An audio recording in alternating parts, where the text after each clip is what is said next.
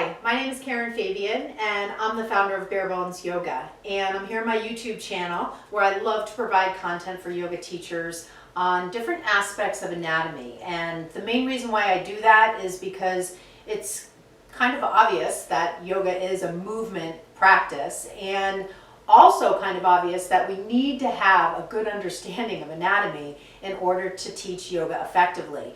We need to have, as teachers, a good understanding of what's going on under the skin and how can we use our cues to really effectively communicate with our students what we want them to do.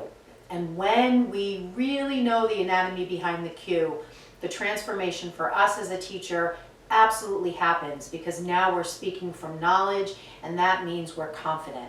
And it also, transformation-wise, happens for our students, because when our students hear our cues and our cues are correct and we're providing them in a confident and clear voice, the light bulb goes off for our students and they start to shift into their postures in powerful and steady ways, and they remember the cues from what we're providing as they go into other classes.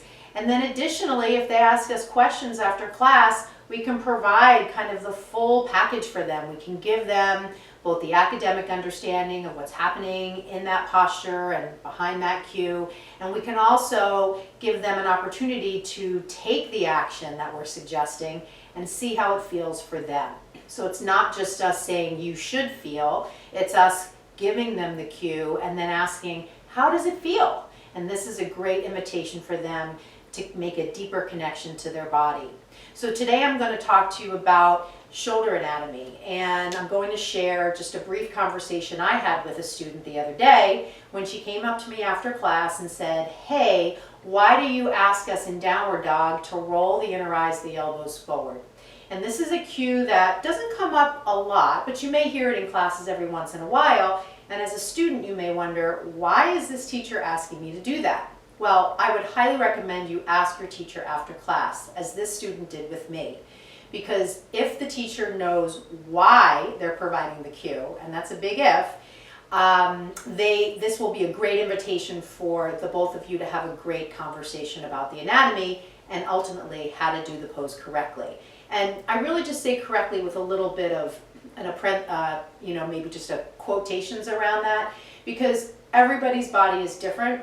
The degree to which we take any particular action is going to vary for each individual person. And of course, there's no right way to do the pose. There are recommended ways to do it, recommended alignment. The anatomy, though, is pretty clear. And so this is a good place for us to start. So let's take a look at the shoulder. So we have a bunch of muscles around the shoulder joint. The two muscles in particular I'm going to talk about are the external rotators. So these are muscles that connect the scapula to the humerus. And the two muscles in particular are the infraspinatus and the teres minor. They are two of the four muscles in the rotator cuff. Their job is to turn the shoulders open or to externally rotate the shoulders. So if you go into yoga class and you hear cues like open your heart, open the front line of the body, open your chest, stretch across the collarbones, that all refers to this action of turning the palms forward, turning the shoulders out, versus the opposite, turning the shoulders in. So in order for us to turn the shoulders open, the shoulder joint, we've got to do something with the upper arm bone here. So we've got to roll this upper arm bone out. And when we do that, the muscles that connect scapula to humerus contract, because we're taking the insertion where the muscle ends and we're bringing it closer to the origin. So we're doing this motion here. Now I'm doing this motion here standing up, but what if I were facing the ground? Well, standing up, I'm rolling the palms forward. In down dog, let's pretend I'm in down dog, my palms are facing down, but it's the same motion. Hence the cue to roll the inner eyes, the elbows forward. So essentially what I'm using that cue for is to help the student get a little bit of external rotation while they're in a posture where their palms are facing down. And the only way I can do that is to cue them to the muscles that open the shoulders. Even though their palms are down and not facing forward as they would be in standing, it's the same action. And so an easy way to do that is to cue them to roll the inner eyes, the elbows forward, or roll the belly of the biceps forward. Another way to say it is to press into the ground and spin your arm bones towards the outer walls.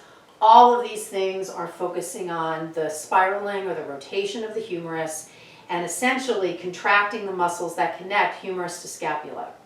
So that might seem like a lot, but what I would say to do is to try it in your own body first. Come into child's pose, extend your arms out, lift your elbows off the ground, and start to get a little bit of that external rotation. You're keeping your palms down so you're not fully externally rotating, but you're getting a sense of the contraction in the muscles. As you're making this action, feel what's happening in your scapula and see if you feel some movement there. And then from that child's pose variation, lift your knees up, come into down dog, and keep that same action there.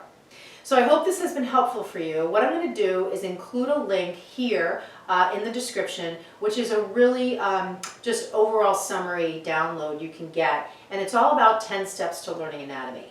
And the reason I have this roadmap that I created for teachers is because anatomy is a big subject. It can be really overwhelming to figure out all the pieces and how to kind of come up with a learning plan for it. So this download will give you a great kind of step-by-step guide that'll give you some support around creating your own learning plan.